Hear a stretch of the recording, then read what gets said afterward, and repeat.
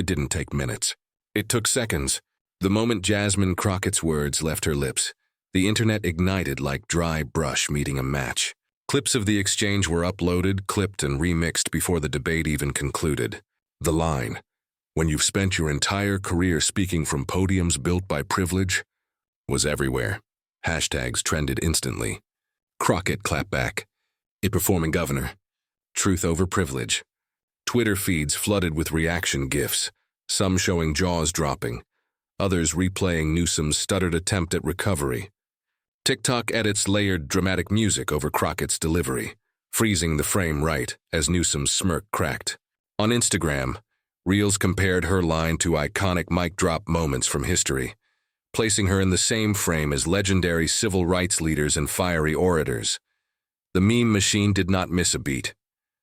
Within hours, screenshots of Newsom's face, caught mid-recoil, were plastered with captions like, "When the truth finally catches up with you," or "That moment you realize you're not the smartest in the room." On Reddit, a thread titled, "Crockett just ended Newsom's career in one sentence," exploded with thousands of upvotes. Even late-night comedians couldn't resist. The clip became their opening monologue gold. Journalists scrambled to frame the narrative. Some outlets highlighted the generational divide, a polished establishment figure meeting the raw authenticity of a rising progressive. Others leaned into identity politics, a black woman from the grassroots exposing the fragility of a white male governor, long hailed as a Democratic star.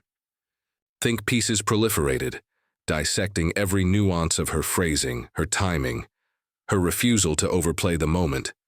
Public figures chimed in as well. Alexandria Ocasio-Cortez tweeted, "When authenticity meets arrogance, authenticity wins. Proud of my sister in service."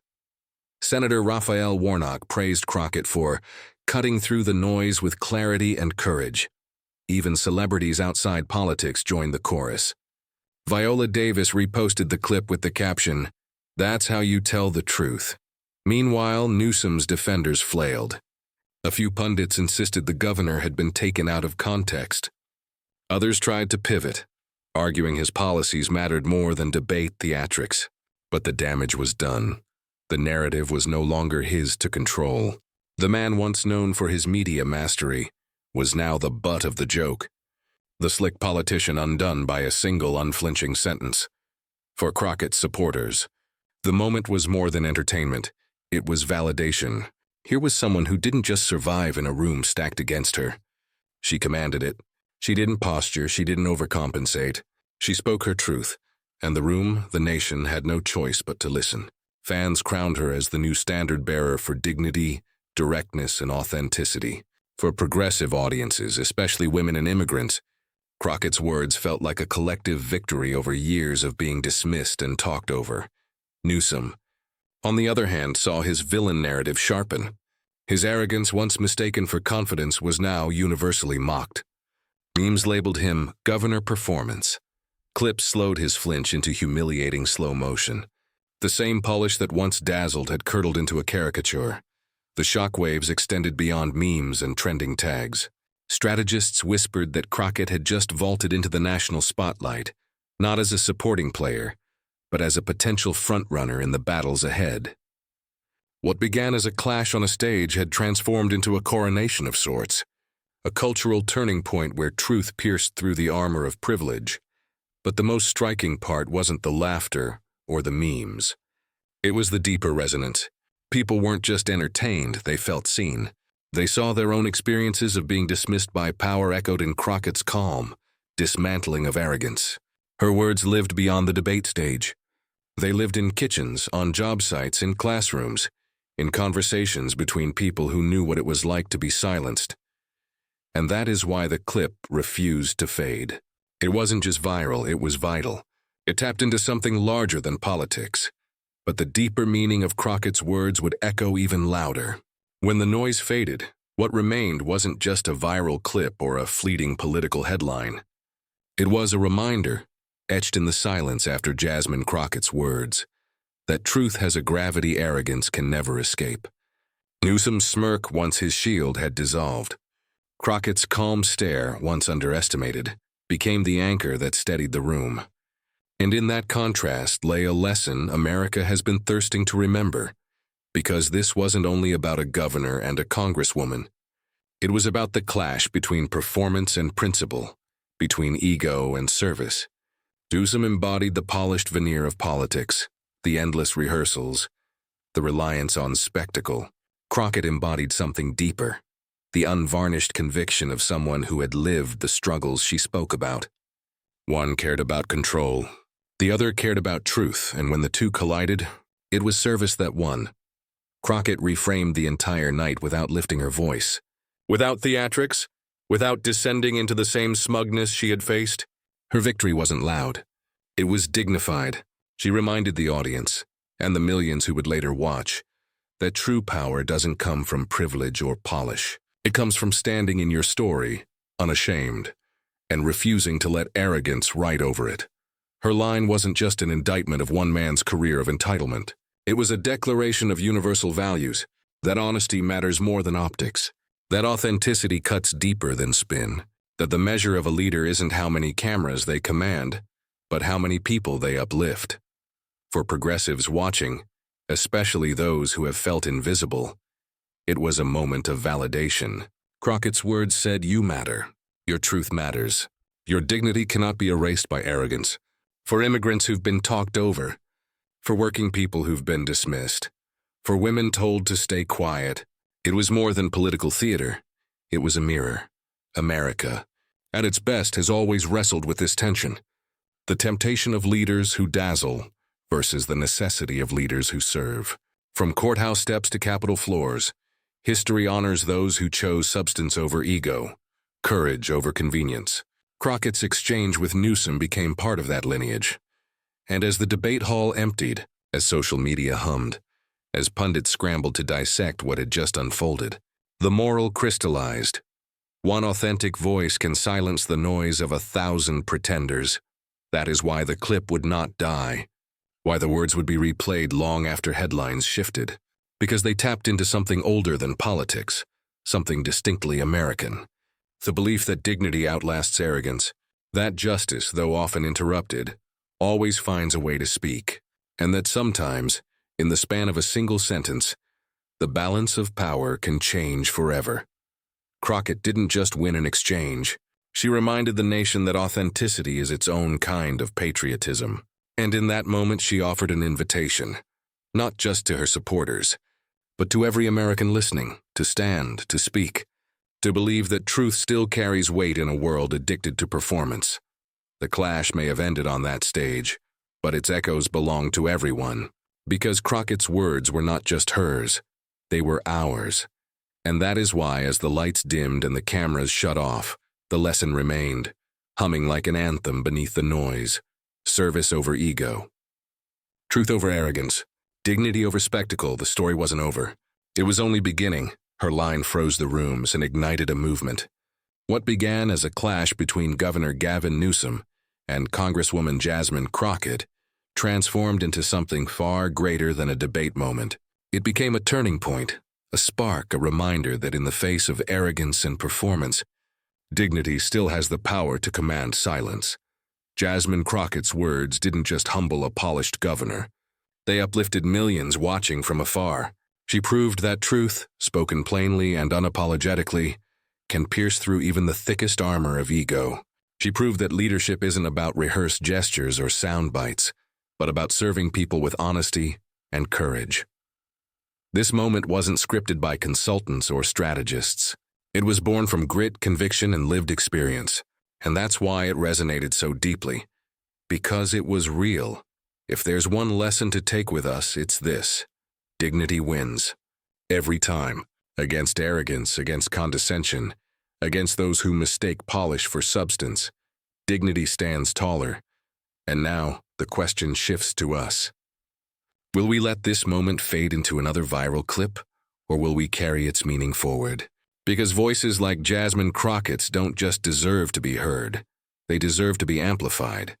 So if you believe in truth over arrogance, if you believe in service over ego, if you believe America is strongest when leaders reflect the people they serve, then this is your call. Subscribe. Share this story. Join a movement that refuses to be silenced, a movement that believes dignity will always have the final word. The room may have frozen in silence that night, but what happens next is up to us.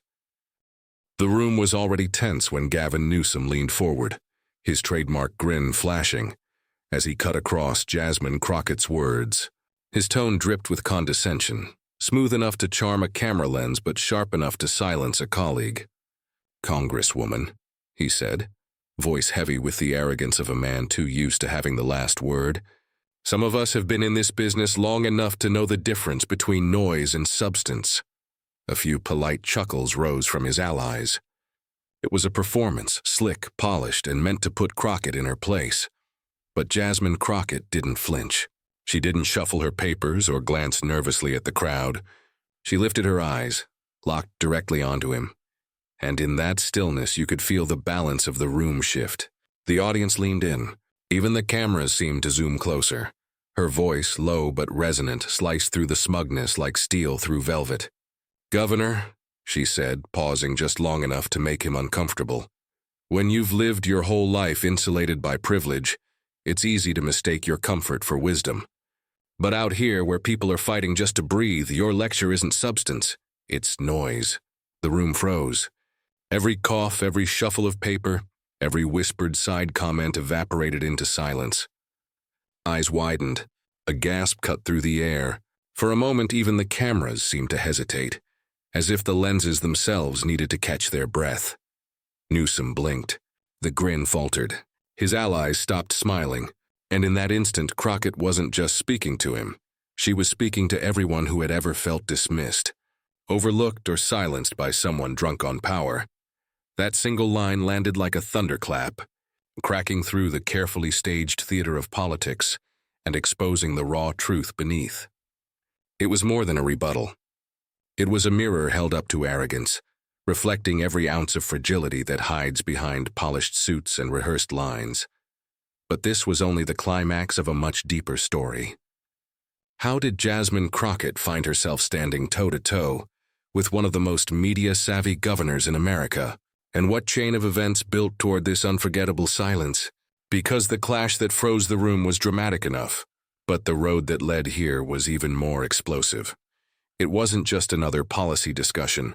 The setting was a high-profile forum, streamed live across the country, with journalists, aides, and everyday citizens glued to their screens.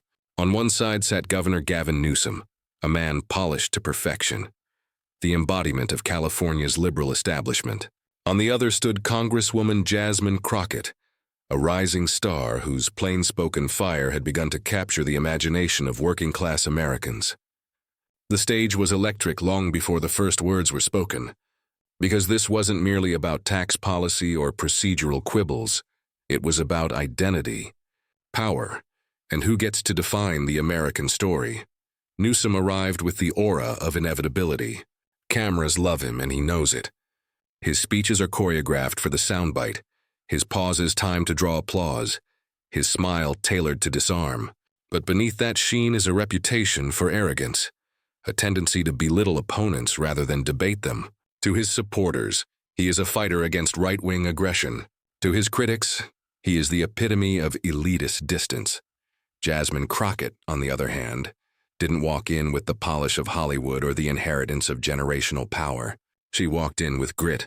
She walked in carrying the weight of her community, the years she spent fighting in courtrooms, and the stubborn refusal to be anyone but herself. To some, she was still an underdog, but to those who knew her story, she was the kind of leader who could strip politics of its varnish and reveal its beating heart. The stakes were impossible to ignore. This wasn't just California's governor defending his turf. It was the establishment defending its dominance. Crockett represented something raw and uncontainable. The voice of people who had been told for decades to sit down, wait their turn, and let the powerful speak for them. Her presence alone was a challenge, and Newsom knew it. Every exchange carried more than words. It carried symbols. He embodied privilege wrapped in Polish. She embodied defiance born of necessity. The audience felt it. Viewers at home sensed it. The journalists whispering in the back rows scribbled notes as if history might be unfolding right in front of them. This wasn't red versus blue, left versus right. This was about the soul of American politics, Is leadership about appearances and carefully managed charm? Or is it about raw truth, even when it's uncomfortable? Every question, every answer, seemed to circle that central theme. When Newsom leaned on talking points, Crockett cut with reality. When he polished over contradictions, she exposed them with blunt clarity. The contrast was stark, almost cinematic. And yet, even in that intensity, the rhythm felt familiar. Another clash, another debate, another volley of words that might fade with tomorrow's headlines, until it didn't. Because just when it seemed like the moment was sliding into predictability, when the crowd had settled into the rhythm of practiced exchanges, Jasmine Crockett shifted. Her tone hardened, her eyes narrowed, and she read the room with surgical precision. The line she was about to deliver would not simply counter a governor's smugness. It would pierce through the stagecraft, through the performance, through the smug certainty of power. And when the words left her lips, they didn't just silence Gavin Newsom. They froze the entire room. Gavin Newsom has always been a man who understood the power of the stage. From the moment he entered politics, his image was his armor. The slicked-back hair, the Hollywood-ready smile, the tailored suits that whispered success, every detail worked to craft the persona of a leader destined for the spotlight. And in many ways, it worked. He climbed swiftly from San Francisco politics to the governor's mansion in Sacramento, with the air of inevitability that comes when money, connections, and media charisma all fall neatly into place. But beneath that polish lies the contradiction that has defined his career. Newsom has long branded himself as a man of the people, a progressive warrior fighting for justice, equity, and opportunity. Yet his own story is one of privilege. He didn't claw his way up from poverty, or face the barriers that most Americans know intimately. He grew up in a web of elite connections, aided by powerful families and establishment networks. The wineries, the high-end restaurants, the luxury lifestyle, these weren't perks he stumbled upon. They were foundations he was born into. He speaks of empathy, but his life has been one insulated by wealth and access. That contradiction often bleeds into his politics. In moments when Americans crave authenticity, Newsom relies on performance. He is a master of political theater, delivering lines that play well in headlines, but often ring hollow to those living outside the glow of California's elite circles. He has made a career out of speeches that sizzle in the moment, yet fade in memory once the cameras stop rolling. His words can be stirring, but his opponents know how often they are followed by inaction or half measures. And then there is his arrogance. For years, Newsom has wielded it like a hidden weapon, charming when he wants to be, cutting when he feels threatened. He interrupts with a smirk, dismisses critics with a shrug, and frames himself as the only adult in the room. In debates, he thrives on rattling opponents, projecting confidence so overwhelming that others stumble. He leans into his role as the polished fighter, a politician who can laugh off criticism while turning every question into an opportunity to shine. There are countless moments in his career that reveal this pattern. When pressed on California's struggles, homelessness, inequality, or the pandemic response, he has often leaned on grand rhetoric rather than ground-level solutions. Reporters recall his tendency to sidestep hard questions with anecdotes and metaphors, dazzling with style while avoiding substance. Even his allies admit that his gift is more in presentation than in policy. He performs leadership rather than embodying it. In political theater, he is at home. His press conferences are choreographed, his gestures practiced, his timing impeccable. He has perfected the art of looking composed while others falter, and for years it has worked. He has risen above challengers, silenced critics, and maintained an image of unshakable confidence. But confidence can curdle into condescension. That polished grin often hides a sneer. Those well-timed pauses are just as often moments to belittle an opponent. His critics describe him as someone who talks down rather than talks with. To those outside the halls of privilege, his words carry the sting of someone who does not truly understand, yet insists on lecturing anyway. This is why, in the political story unfolding on that stage, Gavin Newsom so naturally filled the role of the antagonist. He wasn't just the governor of California. He was the archetype of arrogance, a man whose privilege had shielded him from the rough edges of reality, now standing face to face with someone who had lived those edges every day. He was smooth-talking but dismissive, brilliant in appearance but shallow in empathy. For much of his career, this act had been enough. The media spotlight adored him. His opponents faltered under his confidence, and the narrative always seemed to bend his way. But every performance, no matter how well rehearsed, has its breaking point. And in the clash with Jasmine Crockett, Gavin Newsom was about to discover that his playbook, crafted from privilege, polished by performance, and powered by arrogance, was no match for raw authenticity and truth spoken without fear, because against Jasmine Crockett, this playbook would collapse. Jasmine Crockett's story is not one that begins with privilege, polish, or an inheritance of power. Her path did not wind through gated neighborhoods or private academies. It began in the grit of real life, in communities where opportunity was something you fought for, not something delivered to you. From an early age, she carried the burden of seeing how injustice weighed most heavily on those who had the least. Families crushed by poverty, neighbors overlooked by those sworn to represent them. Young people told their dreams were too big for the zip code they lived in. It was in those surroundings that Crockett's fire took shape. She learned quickly that silence protects the powerful, and that if you want change, you cannot wait for permission. She spoke up in classrooms where her voice wasn't always welcome. She asked questions that made authority figures uncomfortable. And while she was often dismissed as too direct or too loud, those labels became a kind of armor. She was learning how to be heard in a world that often preferred her quiet. When she pursued law, it wasn't because she dreamed of prestige or the comfort of a corner office. It was because she understood the law as a weapon that could either be used to hold people down or to set them free. In courtrooms across Texas, Crockett chose the latter. She defended those who couldn't afford the gleaming attorneys that wealth buys. She fought for clients who were written off as statistics before they had even stood trial.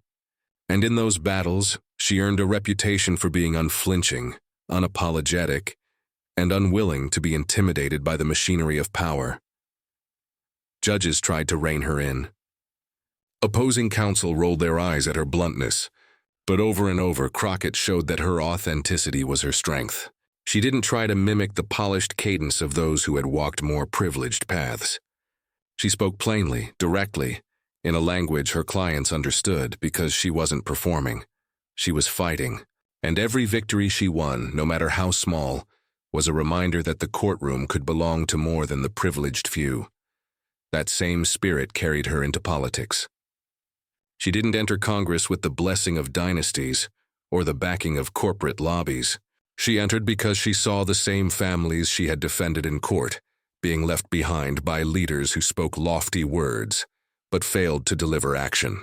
She carried with her not only the weight of their struggles but also their hope that someone like them could stand in the halls of power and not be changed by it. From the moment she arrived on Capitol Hill, Crockett was underestimated.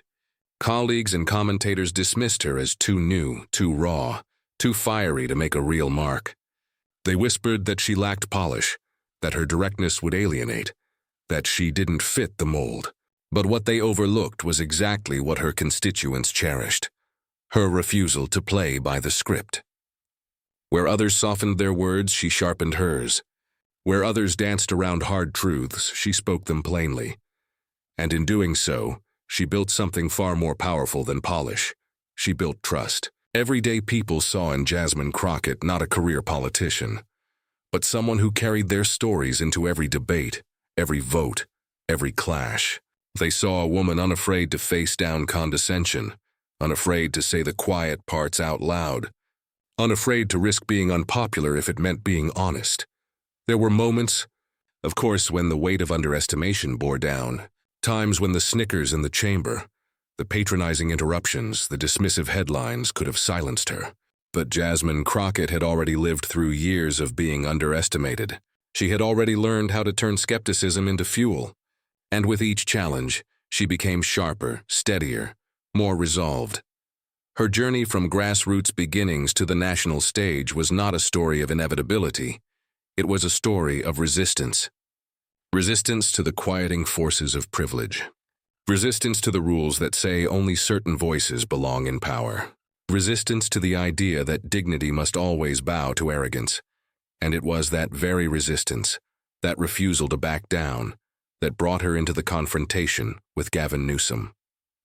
He was the embodiment of the privilege she had pushed against all her life. He was the smooth-talking authority figure who believed he could define the terms of debate, as countless others had tried before. But Jasmine Crockett was no stranger to that dynamic. She had faced it in classrooms, in courtrooms, in committee hearings. She had been dismissed, mocked, underestimated, and each time, she had answered with truth, direct and unpolished. Now, standing under the blinding lights of a nationally televised stage, all of that experience coiled inside her like a spring.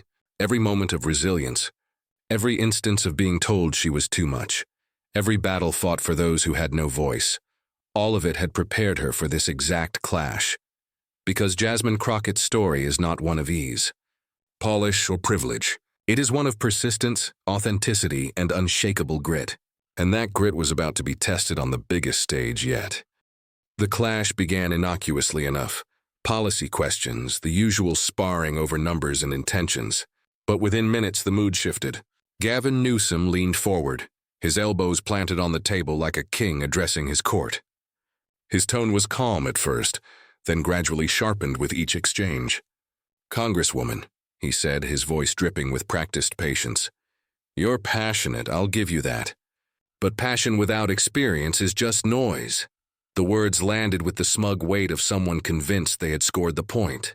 Some in the crowd chuckled nervously, as if to signal approval, but others shifted uncomfortably, recognizing the condescension hidden beneath the smile. Crockett didn't react. Her eyes didn't flicker. Her posture didn't waver. She simply adjusted her microphone, let the silence hang just long enough for the audience to feel it, and then delivered her rebuttal. Not with heat, but with precision. She spoke of lived experience, of the voices she carried from her district, of the people who had been ignored by leaders wrapped up in their own image. Newsom interrupted. Yes, we've heard that before," he cut in, waving a hand dismissively. "But leadership requires more than anecdotes. It requires vision. And frankly, the state of California didn't get built on complaints. It got built on results." The dismissal hung in the air. A murmur rippled through the audience, no longer nervous but uneasy. The arrogance was palpable, and Crockett's supporters clenched their jaws, waiting for her response. She leaned forward slightly, her voice steady.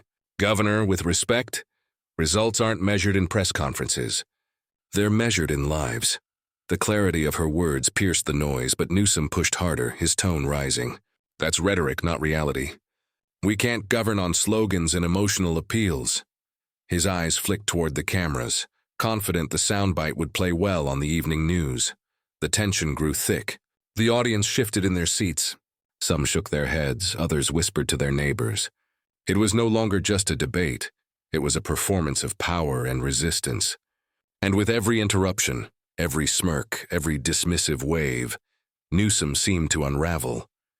His polish remained on the surface, but underneath it was a man unsettled by someone who refused to be rattled. Crockett's composure became the sharpest contrast. Where he grew louder, she grew calmer. Where he gestured wildly, she sat still, eyes locked on him with unwavering focus. Her silence between his interruptions became louder than his words, a silence that made the audience lean in, hungry for her next response. At one point, he jabbed his finger toward her and said, "You don't understand what it takes to lead on the national stage." The words were supposed to diminish her, to shrink her down. But instead, they hung in the air like a challenge, daring her to answer. And answer she did, but not with bluster, with conviction. She reminded the audience that leadership is not about the stage, but about service. Not about being seen, but about seeing others. The murmurs swelled into audible approval. A few scattered claps broke through before the moderators hushed the crowd. Newsom's jaw tightened. His confidence was cracking, his rhythm slipping. Every polished line he delivered seemed to slide off the armor of Crockett's authenticity. He was fighting harder now, but the harder he fought, the more obvious his desperation became. The tension was unbearable. The cameras captured every twitch, every glance, every bead of sweat. The audience leaned so far forward it was as if they feared missing a single word. The duel had shifted from policy to presence, from facts to character. And Crockett's presence was undeniable. And then in the middle of the rising chaos, she paused. Her eyes narrowed. The silence stretched. Everyone sensed something was about to break. And then came the moment that stopped everything. The silence before her words felt heavier than the noise that had filled the room just seconds before. Gavin Newsom had finished his latest interruption.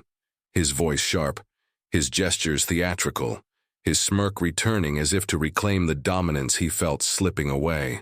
His hand still hovered in the air from the dismissive wave, as if the gesture itself might erase whatever Crockett was about to say. But Crockett didn't rush. She didn't flinch. She let the silence linger, a silence so thick it seemed to echo louder than any applause. Her gaze was fixed on him, steady, unblinking, surgical. Every second of that pause pulled the audience further to the edge of their seats. Even the cameras seemed to tighten their focus, zooming in as if they too sensed the gravity of what was coming. Then, a voice calm but carrying the weight of lived truth, she spoke. "Governor," she said, the single word slicing through the quiet like a blade.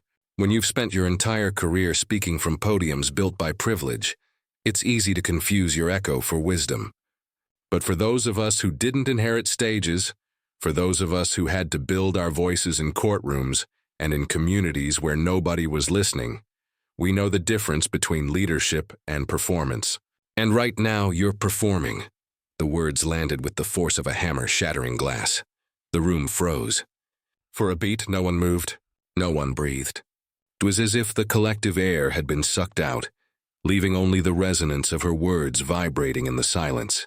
Then came the audible gasp, sharp, involuntary, a sound that sliced through the paralysis like lightning.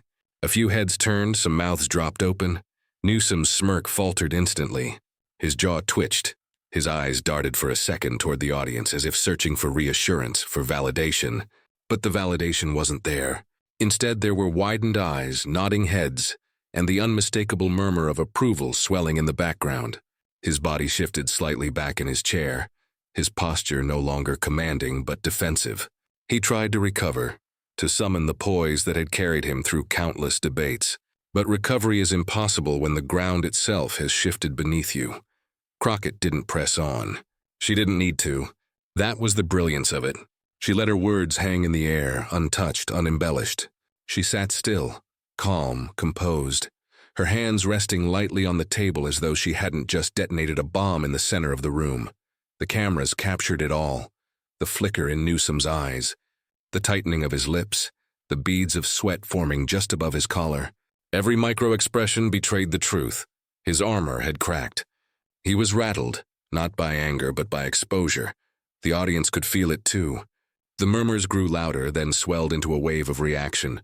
Whispers of, "Did you hear that?" colliding with scattered claps that broke out despite the moderator's attempts to maintain order. On social media, the clip was already being clipped, tweeted, shared with captions like "She ended him" and "This is the moment." But inside that room, what mattered most was the undeniable shift in energy. This was no longer Newsom's show. The cameras that had once sought his polished angles now lingered on her unwavering stare. The audience that had once chuckled politely at his quips now leaned toward her with reverence. The reporters scribbling furiously in their notebooks weren't writing about his talking points anymore. They were chronicling a moment of rupture. Newsom tried to regain control.